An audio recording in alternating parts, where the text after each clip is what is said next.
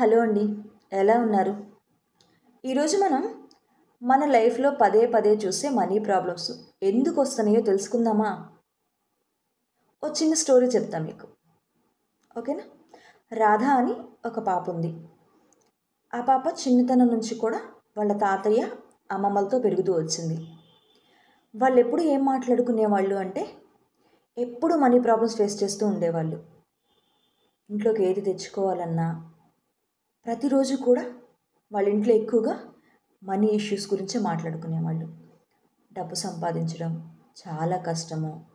డబ్బు సంపాదించడం అనేది కష్టంతో కూడుకుంది. అదృష్టం ఉంటేనే డబ్బు సంపాదించగలము. ధనవంతులందరూ కూడా ఏవో తప్పు మార్గంలో డబ్బులు సంపాదిస్తున్నారు. ఇలాంటివన్నీ కొన్ని సంవత్సరాల పాటు వింటూ పెరిగింది ఆ పాప. తను పెరిగి పెద్దదైపోయింది. ఇప్పుడు తన డైలీ రొటీన్‌లో తను ప్రతిరోజు కూడా ఆ మనీ ఇష్యూస్‌ని చూస్తుంది. చిన్నప్పుడు ఎలాంటి ఇష్యూస్ అయితే ఫేస్ చేసిందో సేమ్ ప్రాబ్లమ్, సేమ్ సిట్యుయేషన్స్ మరలా మరలా రిపీట్ అవుతూనే ఉన్నాయి. ఎందుకంటారు? మన మైండ్‌కి ఒక పవర్ ఉంది. అదేంటో తెలుసా?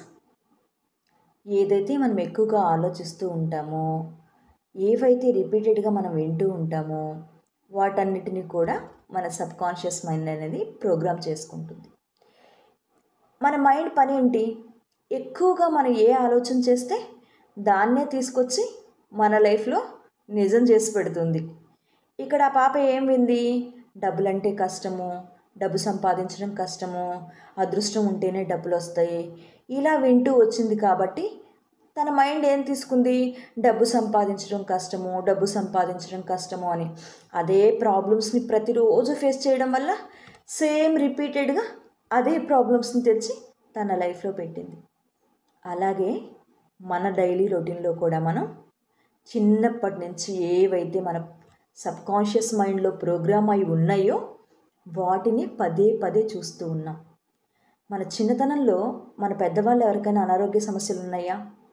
చూసుకుంటూ పెరిగామనుకో, ఇప్పుడు అవే రిపీట్ అవుతాయి మన ఫ్యామిలీలో కూడా. గొడవలు పడుతూ ఉన్నారు పేరెంట్స్, వాటిని చూస్తూ పెరిగాము. మన మైండ్ అదే తీసుకుంటుంది. అలాంటి సిచ్యువేషన్స్‌నే మన లైఫ్‌లో పదే పదే ఇస్తుంది. మరి ఇవన్నీ మనం కావాలనుకుని చేసినవా? కావాలనుకుని తెచ్చిపెట్టుకున్నవా? కానే కాదు. కానీ ఇవన్నీ మనం పెరిగిన పరిస్థితుల వల్ల ప్రోగ్రామ్ అయ్యున్నాయి. మరి వీటికి సొల్యూషన్ ఉందా అంటే